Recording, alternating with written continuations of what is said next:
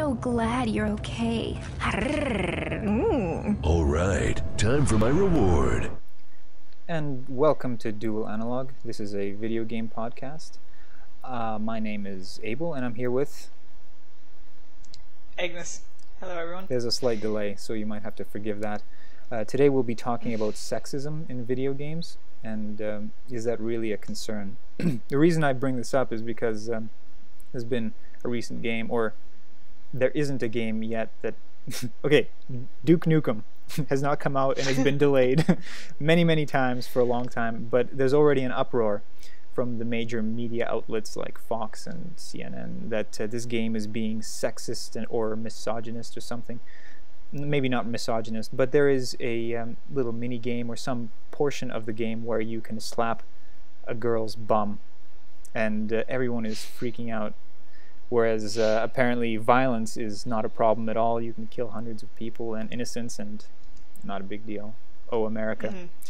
But let's just discuss this. There's different approaches to this. The Japanese and America look at this completely differently. Like, oh, you were about to say something? Yeah, I think a bit of interesting background as well is that BioWare got a lot of criticism for Mass Effect 1. One writer said that it was basically pornography, and you played Mass Effect 1. Yeah. I didn't even get that part where you get to see the little side bum of that alien blue chick. I didn't even see that. I didn't see that, no. She rejected me. Whatever. Yeah. My relationships went awful in that game. By the goddess. That was incredible, Shepard. Amazing. The thing with mass media is that oftentimes they misunderstand, or willfully, I think, they try to misunderstand what's going on in games. And I'm also thinking about Heavy Metal Fact, which is around at the same time as Duke Nukem 2. Mm-hmm. And that's a game that's definitely trying to pull for the male gaze. Yeah, and I think that the male gaze, which is a term from film criticism, but it applies here, I think. Yeah. In any case, like you're saying, maybe the media is emphasizing sexism in the wrong places, fighting it in the wrong ways. Like, for example, is it really so bad to have such a ridiculous character like Duke Nukem? He's just a brute. It's a cartoon. It's a caricature of a man. It's not a real man. You should be able to have this suspension of your morals just to be able to play this ridiculous character. Whereas it could be more harmful if you see a game like maybe Metroid Other M for the Wii, where there's a more subconscious sexism going on. Just to explain. Can you describe that? Yeah, she was. She's this super powerful being and has this suit. I mean, I haven't played too much Metroid. Apparently, she was revealed as a female in one of the older games. That was a twist at the end. But now that this is established, they decided to go into the story to have her speak, to have her think. And Metroid Other M has this motherly kind of aspect. But she has a captain, somebody who tells her what to do. And he basically doesn't allow her to use her biggest weapons until a certain point. You go through a level and you fight in this monster closet in this room where there's so many people attacking you and you have so much trouble, and if you could have just used your rocket launchers you could have destroyed them all. But you enter the next room and the guy says, wow, that was tough. Next time you could use, I give you permission to use your rocket launcher. That'll really make things easier. And then she says, oh, well, thanks. Yeah, now I can do it. She's such a badass. You know? Yeah, taking away the free will, I think, is a much more sexist action, because it's like, and it's not outright showing. Yeah, she can't make this decision for herself. It's much worse than something like Duke Nukem. It's very easy to criticize Duke Nukem because it's blatantly sexist, and it's funny. Yeah. But this you can't just sit down and be like, oh, someone slapped Metroid Prime's butt, and we can. Yeah, that doesn't happen in this game. What's happening, what you see is in the front, in the face of it, it's a girl who's kicking ass. So, that's not sexist, that's empowering. But really, it's got some undertones there. Yeah. And but on the other hand, don't you think, something just came to me, maybe being submissive is one of those traits that make you seem more feminine. Maybe the creators were trying to give you that aspect of femininity of that Samus character. I know okay, it's hold on. stretching Before it you, here. okay, that's okay. I gotta argue with that because the thing with femininity, like, there's arguments within feminist theory that the shift has happened where it's not just females who are being sort of attacked. It's the very concept of being feminine. So, take for example transsexuals. A female to male transsexual, it's like they're rising in the ranks of society because they're choosing to take on the role of a male. Whereas a male to female transsexual is either a vixen or they're ridiculous. And well, bears think of it this way: it's much harder to hold become a female. Hold on, it bears a striking resemblance to the idea of the woman as either a victim or a vixen, either evil or something that can't protect itself. And that does have some bearing. Whether it's harder to become a man or a woman, I mean, like, either way you're taking hormones, and some people pass and some people don't. Like, well, let's look at another representation of a badass female. I'd like to bring up Bayonetta for the PS3. She's a strong female character, and although she's still designed for the male gaze, she Overtly can show so. that she can have this over-the-top style. Yeah, she still has this over-the-top style and badass fighting moves, but she has a sense of humor about her. Maybe she's not laughing at herself per se, but she can be ridiculous that way and kind of smirk about it. There's this undertone of it, and it really is at the same time pushing the boundaries of sexual aesthetics and such. She's huge, she's disproportionately tall, and the hips are ridiculous, and she's at the same time she's got big hair, and glasses. It's a very cool move. Oh, and the glasses. Can't forget the glasses. Man, the glasses. Showing I mean, that. I think that, okay, so there's, I mean, you could argue that it's designed for the male gaze, but I think that there's also certain aspects of that would apply to female gamers and the fantasization of female gamers.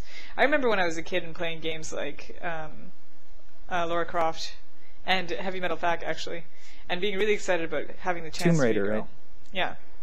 Tomb Raider. Yeah, just the idea of being a girl. Yeah, and that was... Being a boy playing as a girl was rather confusing at the time. Anyway, but that's another thing altogether. Continue on your point. Same thing goes for me, like being a girl playing as a boy 90% of the time. And like, it gives you a funny... I can't even It gives you a begin to funny imagine what that's insight about. into what women are supposed to be. Actually, right now I'm playing the third birthday, and you're playing as Aaah. And she kind of goes into the tradition of female characters who are sort of controlled, but at the same time kind of manipulating in her own right. I don't know. This is another conversation, though. I think that in some ways attacking... Back to Tomb Raider? Yeah, back to Tomb Raider. Like, obviously she's made for being looked at. It's in third person and all that. What do you think about that? The way that she's... But the thing is, about Tomb Raider, there's some background that's important to this character. Originally, she is the prototype female character. There weren't too many games where you play as a female before this character. She was originally designed as a male who took a whip and went into caves. It was supposed to be a Indiana Jones character, but the director said, oh, that's not original, come up with something new. So they just, oh, let's make it a female and we can do everything that we originally designed. They just flipped it that way. So she goes around doing backflips and agile and everything like that, killing lions and tigers. Now, is that really what a female would do? Like, can a female really relate to that kind of thing? That kind of violence? That kind of brutality? I don't know, she seems like a rather horrible guy to me. I think so. You know what I mean? I totally relate to Tomb Raider. Is it empowering? Is it empowering? Okay, well, that's a totally different question because okay, so I'm in the weird position of not feeling like I need to fight in order to be empowered anymore. Like, the things that Tomb Raider does and, like, the way that she's presented, it's like, oh yeah, sure, why not? For sure. It's like, a girl could be a horrible person. And I like that idea. Okay. That, I suppose that's empowering. Yeah, I don't know that's if right. it's She can be just as ruthless as a man, Like but really, puppies and it things seems like like a clumsy attempt to fit a man into a woman's body. Okay, so I to agree speak, with that. you know what I mean? I think that does happen quite a bit, the fitting man into a woman's body. But I was just thinking about that idea of a third-person female character and a first-person female character. aside from Portal, can you think of any other games in which you are a female character from the first person? Well, I was going to bring up Persona 3, the PSP version. But you're not in first person there. But I'm not sure. Oh, you mean first person perspective within the game? Yeah, because that is a very particular perspective in a game. Okay, so you mean like a perspective as in seeing the game through the eyes of the character. That's and you're not looking at the body of the character. Okay, so that is... I can't think of one right now, but I'm sure that there's... Oh, No One Lives Forever. Oh, I haven't played that. That's a comedy spy game. Oh. It's a very good game. It's before the animation style of Team Fortress 2 came about. Huh, I'm gonna have to play this. It's sort of like that, cartoonized. Definitely, it's a good game. Everything is funny. Hurry! I'll drive, you shoot! I don't even want to get into that yet because I don't remember it completely. But yeah. It's that's another first-person one. Yeah, because like that idea. I wouldn't say that Portal really compares. Well, the reason that I bring up Shell, the character in. No, sorry, we've got a delay here. You'll have to forgive this. Shell, the character in Portal, is kind of akin to Gordon Freeman, where she doesn't speak so much. At least in the first game, from what I remember, she doesn't really speak. So it's more of you can fit whatever character you want. I didn't even notice that I was female when I played the first game.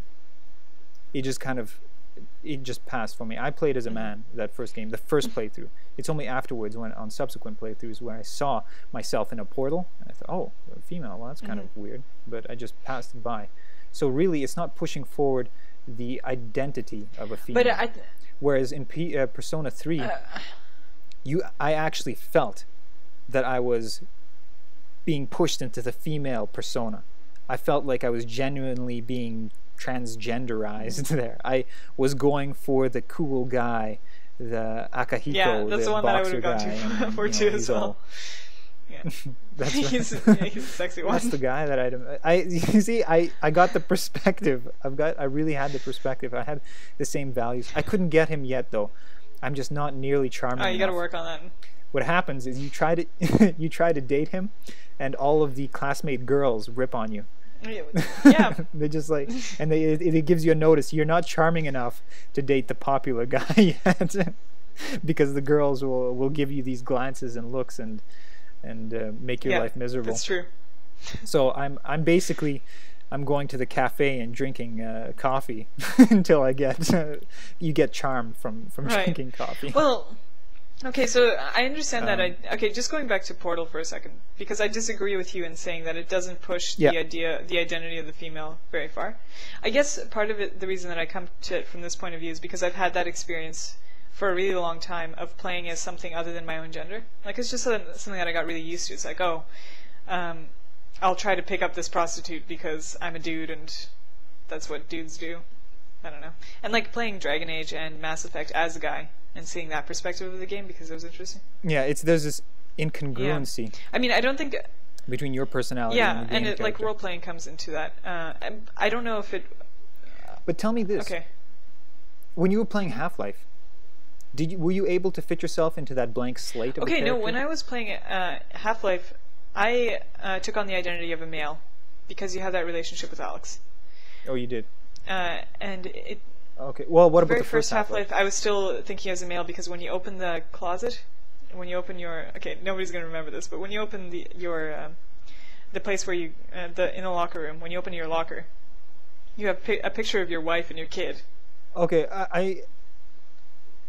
I see. But so it's these little hints. Just one little hint can throw you completely off. It constructs this. Okay, I see. But we're running out of time now, so I just want to make this point. I'd like to just kind of try to make a final point. My final point is that go ahead. What Portal did and what the one that you mentioned I think would be doing as well is that they would present being female as not that different from being male. That's my final point. I don't think that our points necessarily disagree with one another. And we're at 15. I think that we're sort of on the same page there. Anyways, I guess this is a good place to end. Yeah. Yeah. Bye-bye, everyone.